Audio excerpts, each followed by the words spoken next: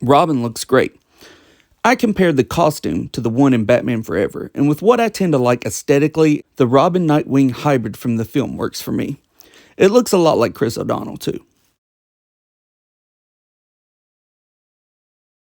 I was excited to get this Mr. Freeze figure. The likeness to Arnold is just wow.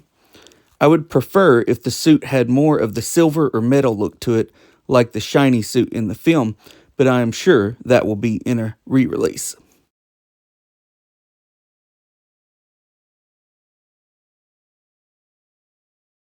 He's got great movement.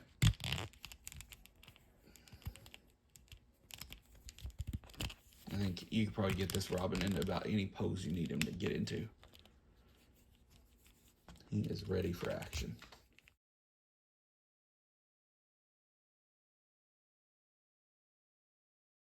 The Batman Hush figure was an early frontrunner for top prize this year.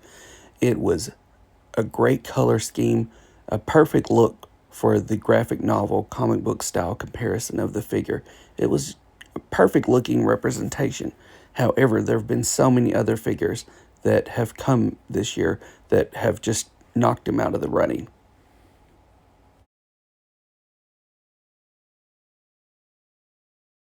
If you are a kid of the 70s, 80s, 90s, then this is your Batman. Comic book wise, anyway. Cartoon, TV, comic book wise, this is your Batman. Probably 80s and 90s. Obviously, the Michael Keaton black suit is also your Batman. Stands pretty well without the figure stand, too, which is awesome.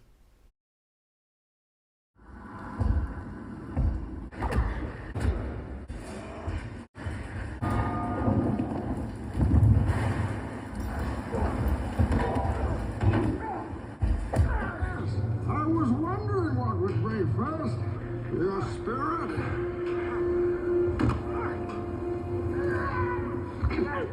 Or your body?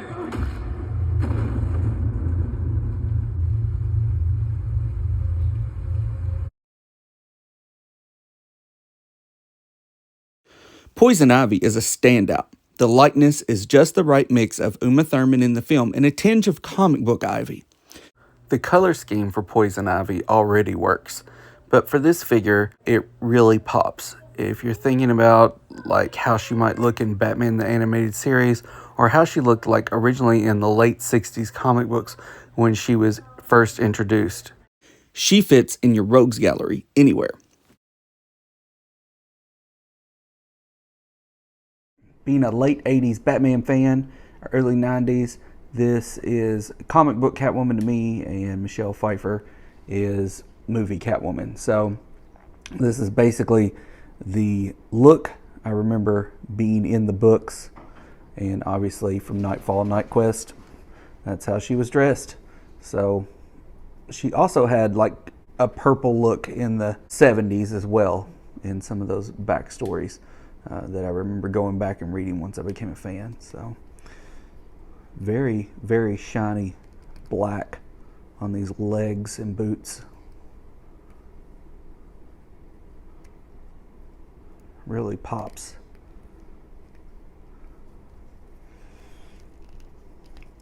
She can get some good kicks in here. Her arms twist around well.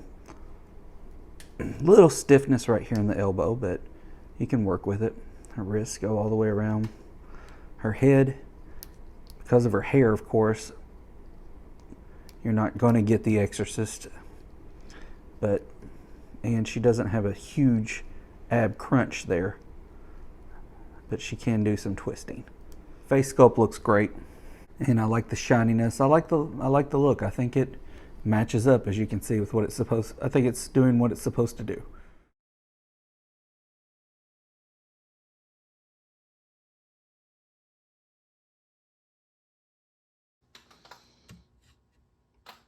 So there we go.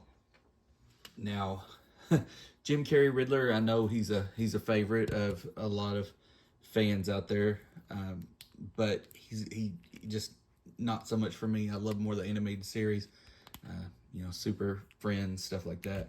But and this one is 70s, early 80s Riddler for sure. I mean, this paint job is just phenomenal. That face, look at that. For me as a collector and a fan, McFarlane just keeps getting better. So I couldn't be more excited about with my collection.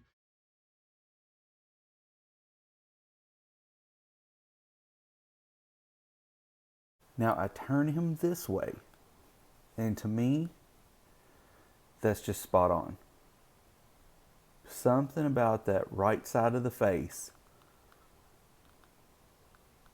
I think they just nailed it right then. So just however they do it, the sculpting, whatever it is, and I was like, that figure. Like so far, I've got this one, Batman and Two-Face, and this one is my favorite. It's just, I don't know, they got just something so right with that right there, and plus the other qualities, the look of it, the the costume, everything. And I just so happened to have this cool weapon here that would fit his hand just right. So that's working out for me. I like his chain here. Come off like that. Off it. However, if you needed to move it, just showing you that it's not attached. And, he moves how you need him to move. And I like here how the paint's, just smeared on there. Like you would expect it to be from the movie. So he looks menacing. He looks like he's going to start trouble in Gotham City, just like he should. And that's I think he's top tier. There's no doubt he's going to be one of my figures of the year for sure. And again, there's a really good look at his face. So I would suggest you add this Joker to your collection.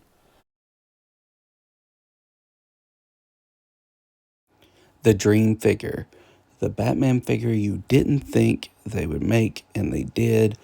I was hoping for it when they announced the Flash Batmobile, and we got a tweaked costume in the movie, so we got a tweaked costume figure, but now we have this that came in the 6-figure set, and it's almost perfect.